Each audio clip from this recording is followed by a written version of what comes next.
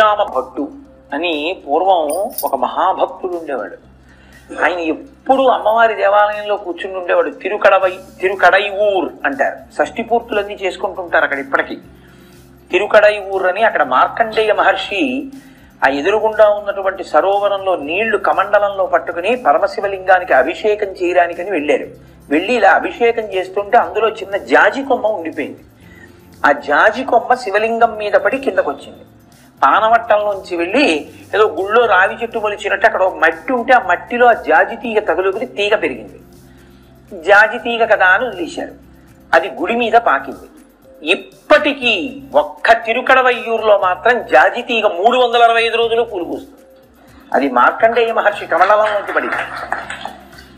ఆ తిరుకడైఊరులో అమ్మవారి సన్నిధానంలో కూర్చుని ఆ అభిరామ భట్టు అనేటటువంటి భక్తుడు ఎప్పుడు అమ్మవారిని లోపల దర్శనం చేస్తుండేవాడు.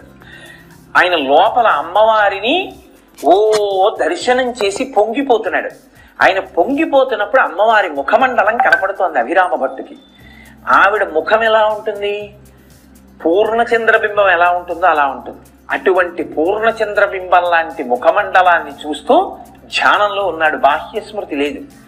అప్పుడే తంజావూరు మహారాజు గారు గుళ్ళోకి వచ్చారు. మహారాజు వస్తున్నాడని అందరూ లేచి నిలబడ్డారు. ఈయనొక్కడు ధ్యానంలో ఉండి లేవలేదు. మహారాజు ఆగి అన్నాడు, వీడొక్కడు లేచి నిలబడలేదు. ఎవరు వీడని అడిగారు. చంపేస్తాడేమో అవిధేయతని, పరమభక్తుడు పాపం అని అక్కడ ఉన్న వాళ్ళు అన్నారు. మహారాజా ఉన్మాది, తాగుతూ ఉంటాడు, అందుకు నా మత్తులో ఉన్నాడు, క్షమించండి అన్నాడు. మహారాజు గుళ్ళోకి వెళ్ళాడు. పూజలు పూర్తి అయిపోయి మళ్ళీ వస్తున్నాడు. ఆయన అలాగే ఉన్నాడు.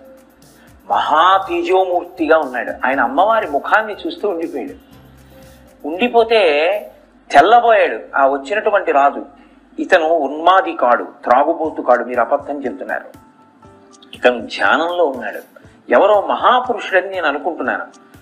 వాళ్ళన్నారు కాదు ఉన్మాది అన్నారు. అబద్ధం చెప్పామని తెలిస్తే ఏమని అంటాడు. ఆయన అన్నాడు కదపండి ఒకసారి అన్నాడు.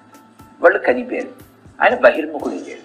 ఆయనకి ఇంకా అమ్మవారి ముఖాన్ని పౌర్ణమి చంద్రబింబంలా చూస్తున్న సన్నివేశం గుర్తుండిపోయింది. రాజు అన్నాడు ఇవాళ ఈ తిథి అన్నాడు. ఆయన అన్నాడు పౌర్ణమి అన్నాడు. ఎందుకంటే అప్పటి వరకు అమ్మవారి ముఖమండలాన్ని పౌర్ణమి చంద్రబింబంలా చూస్తున్నాడు. పౌర్ణమి అన్నాడు. ఆ రోజు అమావాస్య.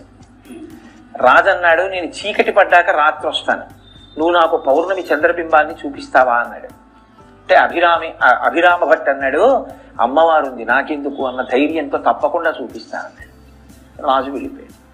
అక్కడ ఉన్న వాళ్ళన్నారు అందరన్నారు చచ్చిపోయావురా రాజు చేతిలో, ఎందుకు వచ్చిన మాటరా, ఏదో పొరపాటున కబుక్కునన్నా ఇదో నాకు తెలియదంటే పోదా, చూపిస్తానని ఎందుకన్నా, అప్పుడైనా నీకు అనుమానం రావద్దా? నేను బాహ్య స్మృతిలో లేను, ఆయన ఏదో అడిగాడు నేనేదో అన్నానంతే. అయినా ఏ అమ్మవారిని నేను ధ్యానం చేస్తున్నానో ఆ అమ్మవారే నన్ను రక్షిస్తుంది అన్నాడు. సాయంకాలం అయింది. అభిరామ భట్టు కూర్చున్నాడు. కూర్చుని అభిరామ అంతాది అంటారు. అంతాది అంటే దేంతో పూర్తయిందో దాంతో మొదలెట్టాలి. శంకరాచార్యులు వారు చేశారు ఈ ప్రయోగం. సంస్కృతంలో చేయడం చాలా కష్టం. అది ఆయన చేశారు. శ్లోకార్థం చెరకుండా చేశారు. అది శంకరుల ప్రతిభ.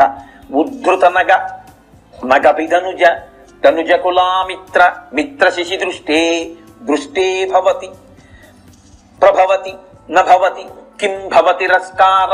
దేంతో పూర్తవుతోందో దాంతో మొదలెట్టారు. ఇందులో వచ్చిందిగా సప్తపదిలో ఉంది. అలా ఆయన అంతాది చేస్తున్నాడు. ఏ మాటతో పూర్తయిందో దాంతో తర్వాత శ్లోకం చెప్తున్నాడు. ద్రవిడ భాషలో చెప్తుంటే 63వ శ్లోకం అనుకుంటాను. దగ్గరికి వచ్చేటప్పటికి తంజావూరు మహారాజు వచ్చాడు. వచ్చి ఈయన ఉన్నటువంటి అరుగు దగ్గరికి వచ్చాడు.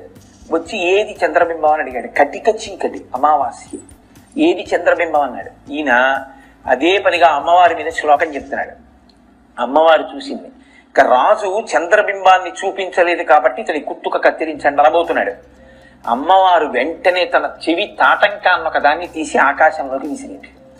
గుండ్రగా ఉన్న తాటంక మిరిసిపోతున్న చంద్రబింబంలా ప్రకాశించింది.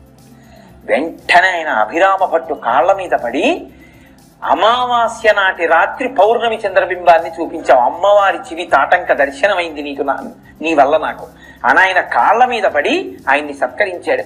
ఇప్పటికీ ద్రవిడ దేశంలో చాలా మంది ఆడపిల్లలకి అభిరామి అని పేరు పెట్టుకుంటారు. మేము చేసే వీడియోస్ మీ మొబైల్ కి నోటిఫికేషన్ గా రావాలంటే సబ్స్క్రైబ్ చేసుకుని పక్కనే ఉన్న బెల్ ఐకాన్ కూడా యాక్టివేట్ చేసుకోండి.